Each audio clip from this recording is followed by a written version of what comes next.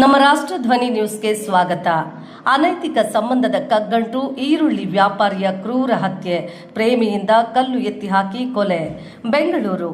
ಅನೈತಿಕ ಸಂಬಂಧದ ಹಿನ್ನೆಲೆ ಉಂಟಾದ ದ್ವೇಷ, ಕೊಲೆಗೆ ಕಾರಣವಾದ ಘಟನೆ ನಗರದ ಕಾಡುಗೋಡಿ ಠಾಣೆ ವ್ಯಾಪ್ತಿಯಲ್ಲಿ ನಡೆದಿದೆ.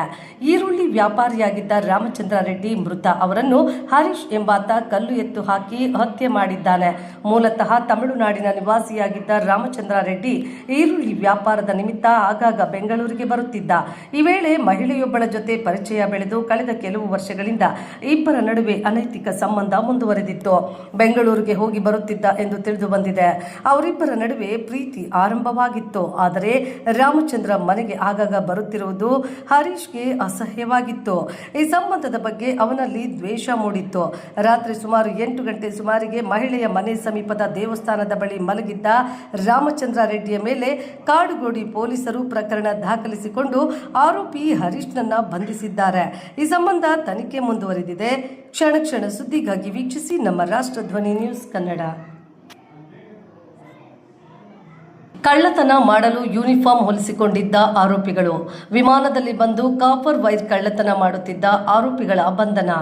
ಬೆಂಗಳೂರು ಯಶವಂತಪುರ ಪೊಲೀಸರಿಂದ ಖತರ್ನಾಕ್ ಖದೀಮರ ಬಂಧನ. ಉತ್ತರ ಪ್ರದೇಶ ಮೂಲದ 3 ಖತರ್ನಾಕ್ ಆರೋಪಿಗಳ ಬಂಧನ. ರವಿ ಚೌಹಾಣ್, ಸಂದೀಪ್ ಹಾಗೂ ಸೈಯದ್ ಜಾಹೇದ್ ಬಂಧಿತ ಆರೋಪಿಗಳು.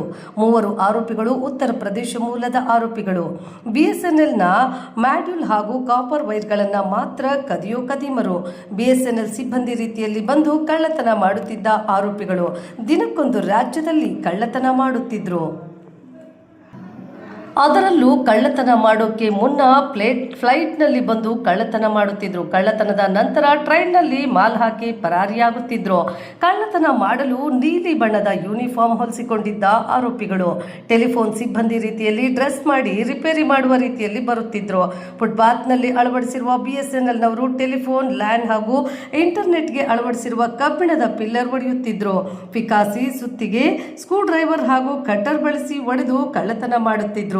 ಇದೇ ರೀತಿ ಕಳೆದ 17ನೇ ತಾರೀಕು ಹಾಗೂ 19ನೇ ತಾರೀಕು ಕಳ್ಳತನ ಮಾಡಿದ್ದ ಆರೋಪಿಗಳು ಸದಾಶಿವನಗರ, ಮುತ್ತಿಕೆರೆ, ಮಲ್ಲೇಶ್ವರಂ ಹಾಗೂ ಯಶವಂತಪುರದಲ್ಲಿ ಕಳ್ಳತನ ಮಾಡಿದ್ರು. ಈ ಸಂಬಂಧ ಬಿಎಸ್ಎನ್ಎಲ್ ಸಿಬ್ಬಂದಿ ಯಶವಂತಪುರ ಪೊಲೀಸ್ ಠಾಣೆಗೆ ದೂರು ನೀಡಿದ್ರು. ದೂರು ದಾಖಲಿಸಿ ಸಿಸಿಟಿವಿ ಪರಿಶೀಲನೆ. ಈ ವೇಳೆ ಹುಂಡೈ ಕಾರಿನಲ್ಲಿ ಟೆಲಿಫೋನ್ ಸಿಬ್ಬಂದಿ ಬಂದು ಹೋಗಿರೋದು ಗೊತ್ತಾಗಿತ್ತು. ಹಲವು ಸಿಸಿಟಿವಿ ಪರಿಶೀಲನೆ ಮಾಡಿದಾಗ ಆರೋಪಿಗಳ ಪ್ಲಾನ್ ಬಯಲು. ಈ ವೇಳೆ ಉತ್ತರ ಪ್ರದೇಶ ಮೂಲದ ಆರೋಪಿಗಳಿಂದ ಕೃತ್ಯ ಬಯಲು. ಆರೋಪಿಗಳು ಕದ್ದ ಮಾಲನ್ನು ಟ್ರೈನ್ ಮೂಲಕ ಸಾಗಾಟ ಮಾಡುವಾಗ ಬಂಧನ.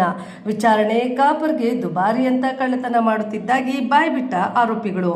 ಇದೇ ರೀತಿ ಹಲವು ರಾಜ್ಯಗಳಲ್ಲಿ ಕಳ್ಳತನ ಮಾಡಿರೋದಾಗಿ ಹೇಳಿಕೆ. ಸದ್ಯ ಆರೋಪಿಗಳಿಂದ 7 ಲಕ್ಷ ಮೌಲ್ಯದ ಮಾಡ್ಯೂಲ್ ಹಾಗೂ ಕಾಪರ್ ಕೇಬಲ್ಗಳು ಹಾಗೂ ಕೃತ್ಯಕ್ಕೆ ಬಳಸಿದ್ದ ಕಾರು, ಪಿಕಾಸಿ, ಸುತ್ತಿಗೆ, ಕಟರ್ ವಶಕ್ಕೆ. ಕ್ಷಣ ಸುದ್ದಿಗಾಗಿ ವೀಕ್ಷಿಸಿ ನಮ್ಮ ರಾಷ್ಟ್ರ ಧ್ವನಿ ನ್ಯೂಸ್ ಕನ್ನಡ.